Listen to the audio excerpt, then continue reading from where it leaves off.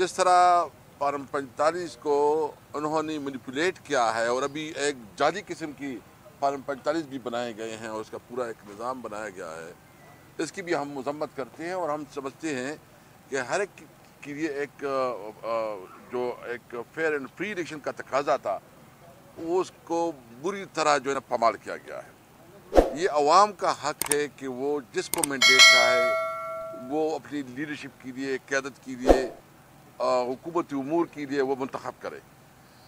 ये इस दफ़ा जो इलेक्शन हुआ ये पाकिस्तान की तारीख के सबसे बदतरीन इलेक्शन है, सबसे रिग इलेक्शन है।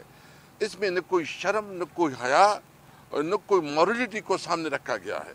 यानी आज जो असम्बली में जिन लोगों ने हल्फ उठाया है वो उनको पता है कि वो जो है ना मुंतखब नहीं है, वो जाली वोट से जो है ना इस वक्त वो असम्बली में बैठे हैं।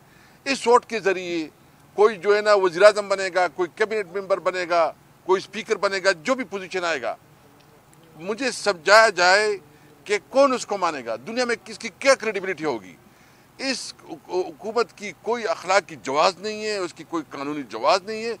हमने मौलाना साहब के साथ सिर्फ वोट की बात नहीं की, हमने सिर्फ उसके साथ कहा है कि हम चाहते हैं कि ये आइन की बालादस्ती हो, कानून की हुक्मरानी हो और सिविलियन सुप्रीमेसी हो।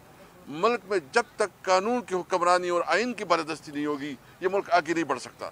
तो हमारा एक मुतालबा था और हमने अभी कुछ शुरू किए कि इंशाल्लाह हम जो हमारा मौक़िफ़ एक है तो इंशाल्लाह ताला असम्बली में भी इस मौके पे हम इकट्ठी बात करेंगे। मुनीर साहब बहुत शुक्रिया जी। बिस्मिल्लाहिर्रहमानिर्रहीम। माज़रत चाहता हूँ और आवाज़ बैठी हुई है आज की तकरीब की बात कौमी असम्बली में, पर हमारा जिस तरह के स्पीकर असद कैसर साहब ने बात की है, मुल्क में हम लोग चाहते हैं कि जमहूरी पार्लिमानी निज़ाम का राज होना चाहिए, आइन की बालादस्ती होनी चाहिए और तहरीक इंसाफ और हमारे लीडर हद अज़ीज़ वज़ीर-ए-आज़म जनाब इमरान खान साहब का यही मौक़िफ़ है कि मुख्तलिफ़ पॉलिटिकल पार्टीज़ के साथ, सियासी पार्टियों के साथ हम लोग गुफ्तगू शनीद करें और एक पेज पे सारी पॉलिटिकल पार्टीज़ आएँ जो कि हमारे साथ बातचीत करने के लिए तैयार है।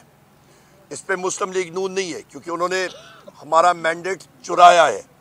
बाकी पार्टियों के साथ हम लोग गुफ्तगू शनीद कर रहे हैं कि जो फॉर्म 47 के ज़रिए वो आज असम्बली में आके बैठ रहे हैं उसको हम लोग रिजेक्ट करते हैं और उसकी शदीद मज़म्मत करते हैं।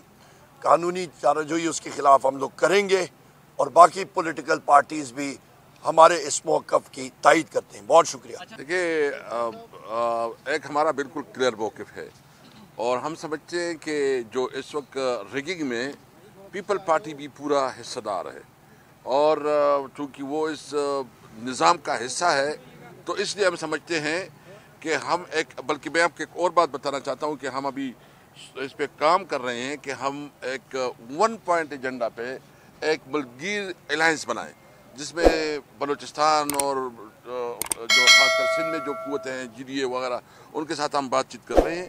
हमारी कोशिश है कि 1 पॉइंट एजेंडा हो जिसका मकसद ये हो कि इस मुल्क में हमेशा हमेशा के लिए फ्री एंड फेयर इलेक्शन का इनेकाद हो, ये कानून की हुक्मरानी हो, आइन की बालादस्ती हो और पार्लियामेंट सुप्रीम हो। तो वो तब होगा जब आवाम की जो राय है उसको इज्जत दी जाए, वोट को इज्जत दी जाए।